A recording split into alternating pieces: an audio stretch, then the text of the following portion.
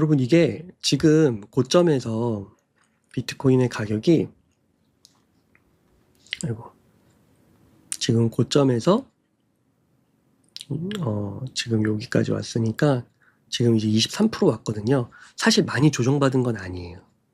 많이 조정받은 건 아니에요. 그래서 여기에서 뭐 30% 정도 가야죠. 그럼 이제 30%가 가게 되면 50일선이 뚫립니다. 그러니까 이때도 33%가 빠졌어요. 올해 4월에. 근데 이때는 빠졌어도 500일선 밑으로 안 갔어요. 근데 지금은 이게 장기 하락 횡보가 길어지면서 이제 여기서 30%가 빠지면 500일선을 깨게 되거든요. 물론 깨고도 다시 올라올 수도 있습니다. 그거는 몰라요. 근데 확률상 500일선을 깨면 장기적으로 추세가 돌변할 수 있다라고 보는 확률이 높아져요. 그래가지고 말씀을 드리는 겁니다. 아시겠죠? 저도 그렇게 생각해요. 럼프 형 말 한마디면은 다시 상승 반전할 수 있을 거라고 보고요. 그 다음에 아직 이제 재무부가 추가 매입 시작하고요. 그 다음에 내년에 금리 인하 세 차례 있고요. 그 다음에 관세 보조금도 있고요. 그렇죠? 이러한 것들이 있어서 저는 반전이 나올 수도 있다고 봐요. 하지만 여러분 우리가 항상 취해 있기만 하면 안 돼. 그러니까 예를 들어서 뭐 그냥 예입니다. 비트코인이 한 10개가 있어 내가. 그러니까 예를 들어 비트코인에 뭐 예를 들어서 한 5억을 샀어요. 5억이 있어. 그러면 5억이 있을 때 거기서 내가 이게 2억 5천이 됐을 때 감당할 수 있겠느냐. 감당할 수 있으면 그냥 가시면 돼요.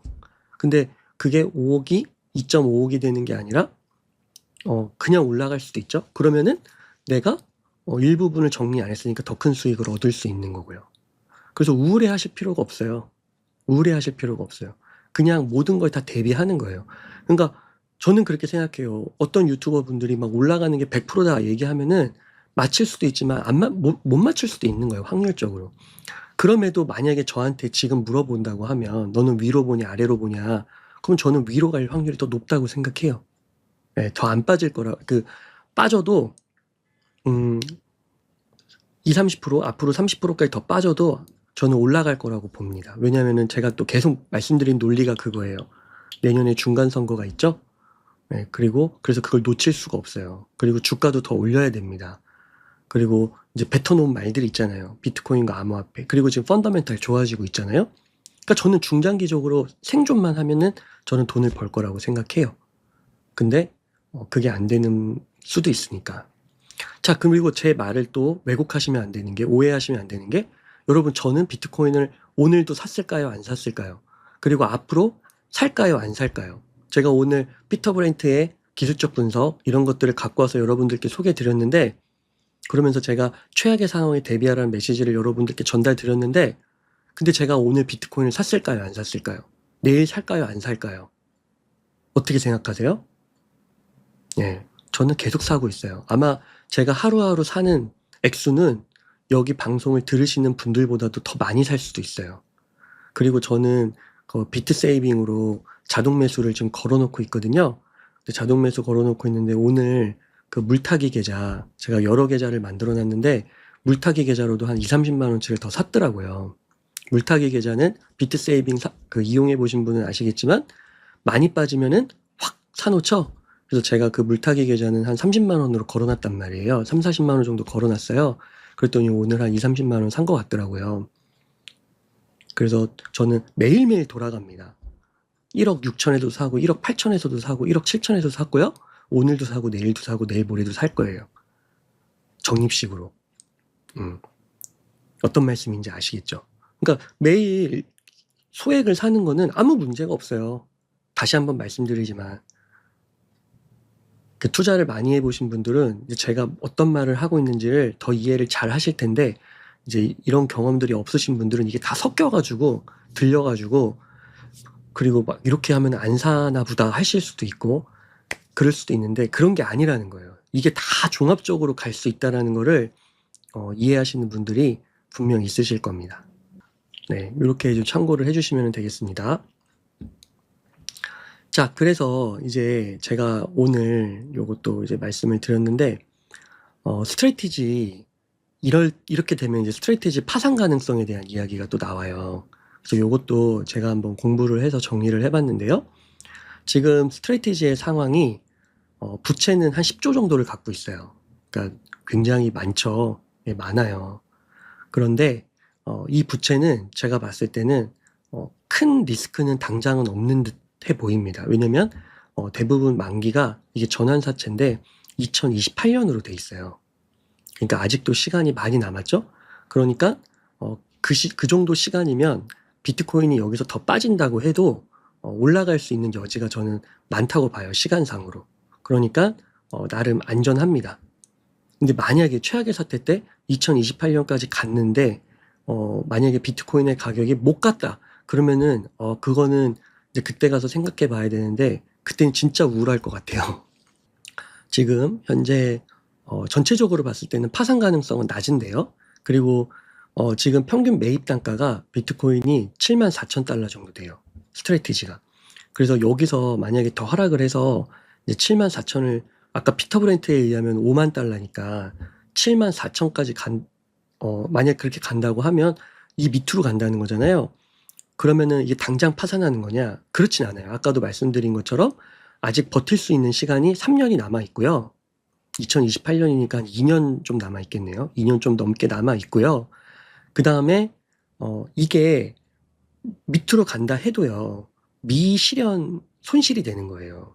미실현 손실. 그러니까 팔지 않으면 확정이 안 되는 거예요.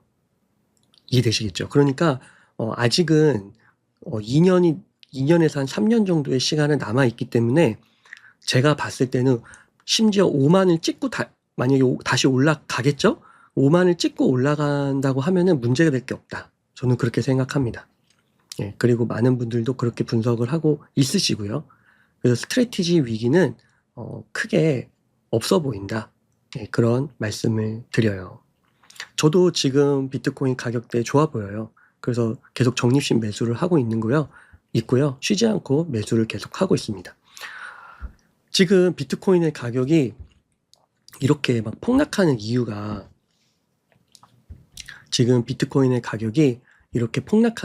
뭐냐면요. 고래들이 많이 파는 거예요. 지금 고래들이 정말 어마어마하게 팔고 있습니다. 고래들이. 여기 보시면 지금 30일 동안 제가 60조라고 말씀드렸거든요. 며칠 전 방송에서. 그래서 하루에 2조 팔았다고 말씀을 드렸는데 60조가 아니라 120조예요. 2배를 팔고 있어요. 그러니까 하루에 4조를 파는 거예요. 여러분 어마어마하죠. 그러니까 아까도 말씀드렸듯이 지금 공포가 더 심한 게 뭐냐면 400일 이동평균선을 밑으로 내려간 경우가 이렇게 있었단 말이에요. 근데 이때는 공포가 덜했어요. 아까도 말씀드린 것처럼. 근데 지금은 공포가 극에 달한 게 뭐냐면 이때는 그래도 막 고래들이 지금처럼 안 팔았거든요. 그리고 패턴상으로 봤을 때 시즌 종료 기간이 남아 있었잖아요. 그런 거죠. 바로 고래가 팔고 있는 이유가 뭐냐. 그게 아무도 모르는데 그런 거예요. 시즌 종료 아닐까라는 거죠. 우리가 유추하는 거예요. 투자자들이. 어떤 말씀인지 아시겠죠? 그러니까 고래가 10년 전에 몇 가지 이유를 유추를 해보면 이런 거죠. 10년 전에 샀어요. 비트코인을. 그러면 진짜 10년 동안 호드를 했으면 그 인내심도 대단하죠? 근데 그 투자자들의 상황이 지금 어떻게 변했을까요? 만약에 청년이었다면 이제 중장년으로 들어가게 되고 결혼도 하게 되고 자녀도 낳게 되고 집도 사야 되고 그 다음에 교육도 시켜야 되고 여러 가지 이유들이 생기겠죠. 그렇죠? 그러니까 고래들을 탓할 수도 없어요. 그리고 그 고래들 중에 일부는 저는 그렇게도 생각할 것 같아요. 지금 사이클 종료 시점이란 말이에요. 과거의 세 가지 패턴을 보면 뭐 마이클 세일러라든지 뭐 비트와이즈의 뭐 매트 호건이라든지 이런 유명인들이 이제 비트코인 사이클 패턴은 깨졌다. 앞으로 상승할 것이다. 이렇게 얘기를 하고 있지만 그것도 확률이죠. 그죠? 그것도 확률이에요. 지나고 봐야 그거를 아는 거지 지금 이 시점에서 판단하기에는 너무 짧아요. 그래서 그런 복합적인 이유들 때문에 고래는 파는 겁니다. 그러니까 그 고래들의 한 명 한 명을 인터뷰해서 그건 알 수는 없지만 파는 거는 온체인 데이터에 다 나오니까 팩트인 거예요. 근데 여러분 지금 이거를 받아주는 물량이 지금 오늘 뉴스 나왔거든요. 방금 전에 기관들이 비트코인을 저가 매수하고 있다고. 근데 6천억밖에 안 돼요. 규모가. 하루에 만약에 지난 한 달간의 데이터를 보면 4조를 파는데 6천억을 샀다? 상대가 안 되죠, 여러분. 하루치도 안 되는 거예요. 그러니까 가격은 빠지는 거예요. 물론 이거보다 더 많이 살 수도 있어요. 개인들도 사고 있고. 하지만 매도세가 더 강하다. 이렇게 보는 겁니다. 그래서 이게 지금 하락이 나오는 거는 매도세가 세기 때문이에요. 결국은. 그러니까 그걸 다 받아주지 못하고 있는 거예요. 시장이. 그리고 제가 여기 뉴스에 정리해서 드렸는데 지금 10월달 그렇게 어마어마하게 고래들은 팔고 있는데 10월 기업의 비트코인 매수량은 올 들어 가장 적죠. 2025년 통틀어 가장 적어요. 그러니까 그 매도 물량을 받아줄 수가 없으니까 가격은 빠질 수밖에 없는 거죠. 그래서 이게 그러면 멈출 것이냐? 자, 긍정적으로 보면은 지금 채팅창에 글 남겨주신 것처럼 건전한 손바뀜일 수 있어요. 그죠? 저도 그 가능성이 있다고 봅니다. 지금 제가 이것도 한번 방송에서 얘기 드렸는데 2020년도에 그때는 개인이 90%를 갖고 있었어요. 비트코인을. 그리고 기관 조직 등이 한 5% 갖고 있었습니다. 그 다음에 로스트코인 등등 있고 해가지고 5% 미만이었거든요. 근데 지금은 어때요? 지금은 기관이 거의 20-30%대로 올라오고 개인의 비중이 60에서 65로 줄었어요. 단 5년 동안. 그 말은 고래들이 그렇게 팔고 있고 개인들도 팔고 있고 해서 그 물량을 기관들이 받는 거거든요. 그럼 이게 건전한 손바뀜이라고 저도 봐요. 근데 여기다 전제를 달아야 돼요. 어떤 전제? 중장기적으로는. 그러니까 시간이 지나서 보면은 건전한 손바뀜이죠. 예를 들면은 뭐 엔비디아나 뭐 테슬라나 이런 좋은 기업들의 지분을 대부분 기관들이 개인 투자자들보다 훨씬 많이 갖고 있거든요. 근데 우리는 장기를 살기도 하지만 단기도 살아요. 그러면 단기간 동안에 손바뀜이 일어나는데 손바뀜이 너무 거친 거야. 이렇게 좀 서로가 서로를 존중하면서 공손하게 이렇게 지분을 넘기고 받고 하면서 가격이 안정되거나 조금씩 우상향을 하면서 넘겨주면 좋은데 그 상태가 지금까지 봤을 땐 아닌 거예요. 그러니까 그 단기적으로는 힘듦과 어려움이 있는 거야. 그래서 제가 피터 브렌트의 말을 인용하면서 많이 빠질 수도 있는 가능성을 염두에 두라고 했지만 중장기적으로는 저는 좋게 봐요. 결국에는 마이클 세일러처럼 5년에서 10년 동안 비트코인이 많이 올라서 금시총을 추월할 거라고 확신합니다. 그래서 저는 비트코인이 아직도 제 포트폴리오 상에서 가장 많은 비중을 차지하고 있어요. 그리고 앞으로 떨어지더라도 비트코인을 다 매도할 생각은 단 1도 없습니다. 왜? 2035년 빠르면 5년이라고 얘기를 했거든요. 최근 인터뷰에서 4에서 8년 안에 100만 달러, 13억 원. 저는 갈 수 있다고 보거든요. 그러면은 이만큼의 수익률을 나에게 선사해 줄 수 있는 자산이 어디 있어요? 근데 문제는 뭐예요? 그게 빠르면 4년, 길면 8년. 그러니까 제가 계속 강조드리는 29년, 30년 사이클이 정점이 될 거라고 보는 거예요, 저는.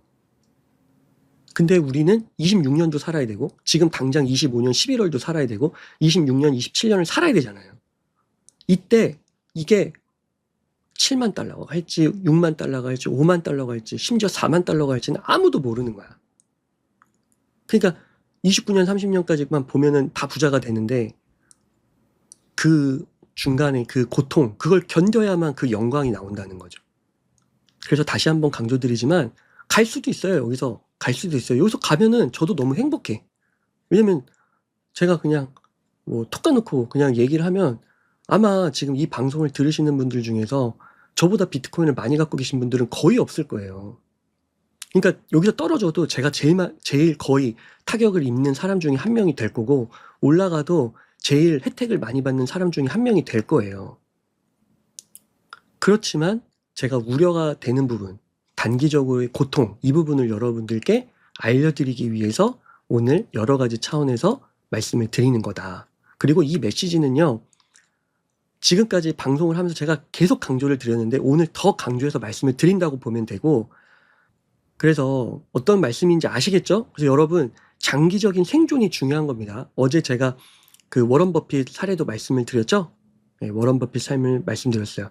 우리가 정부와 시장과 이런 거에 그 재분배, 그거를 조금만 이기면 되는 거야. 즉 워런 버핏은 S&P 500으로 이야기를 했잖아요. 중요한 건 뭐예요? 장기 생존이다. 그래서 여러분 막 비트코인을 사는 거 좋고 DCA 좋고, 저도 오늘 DCA 했고 오늘 물타기에서 전 더 샀다고 했죠. 했지만 어떤 거예요? 네, 그것이 만약에 최악의 상황이 나왔을 때 여러분들의 삶을 괴롭게 만들고 여러분들의 투자의 여정을 고통스럽게 만들면은 안 된다. 그러면은 이게 주객이 전도된 거예요. 여러분 투자도 다 우리가 행복하려고 하는 거잖아요. 나뿐만 아니라 우리 가족, 가까운 사람들을 위해서. 근데 너무 힘들면 또 그렇고, 만약에 여러분 하락이 나오고 이러면 정말 또 그때는 상황이 달라질 거예요. 지금 채팅창에서 말씀하시는 것처럼. 그래서 여러 가지들을 고려하셔가지고 들어주시면 좋을 것 같습니다. 자, 이런 상황 속에서도요, 여러분, 룩셈부르크는 국부펀드의 1%를 비트코인을 매수하셨습니다. 그죠? 비트코인을 매수했어요. 대단하죠? 그래서 이게 정말 기념비적인 사건이거든요. 비트코인을 매수했어요. 그 전략적 비축자산이라고 보시면 돼요. 그러면서 룩셈부르크의 재무장관이 다른 국가들도 비트코인을 매수할 거다, 이런 이야기를 지금 이렇게 하셨습니다. 그죠? 그러니까 이런 국가들도 있어요. 마치 우리랑도 비슷해요. DCA를 하시는 분들도 비슷해요. 이것도 하나의 통찰을 얻을 수 있어요. 어떤 통찰? 이분들은 비트코인을 더 살 수 있지만 1%만 산 거예요. 그쵸? 그리고 블랙록도 4%까지 담으라고 하잖아요. 그리고 저기 누구야, 레이 달리오는 금과 비트코인을 합쳐서 한 15%까지 얘기를 하잖아요. 이러면 문제가 없어요. 그죠? 제가 이것도 예전에 방송에서 말씀드렸는데, MDD가 뭐냐면은 고점 대비 최대 낙폭을 가리키는 겁니다. 그러니까 MDD가 크면 괴로운 거예요. 수익률이 크더라도 그 과정이 너무 힘든 거예요. 왜냐면 고점 찍고 떨어지는 그 폭이 너무 크니까요. 근데 1%, 2%를 담으면 비트코인이 50% 빠지든 80% 빠지든 뭔 상관입니까? 근데 그 1%, 2%의 위력이 포트폴리오 전체의 평균 수익률을 엄청나게 올려주니까 다 묻는 거죠. 그렇죠? 그래서 요 1%를 여러분들 염두에 두시고 여러분들의 그릇에 맞게 그게 1%가 되실 수도 있고 5%가 되실 수도 있어요. 그렇죠? 그래서 그것을 여러분들께서 생각하시면서 보시면 됩니다.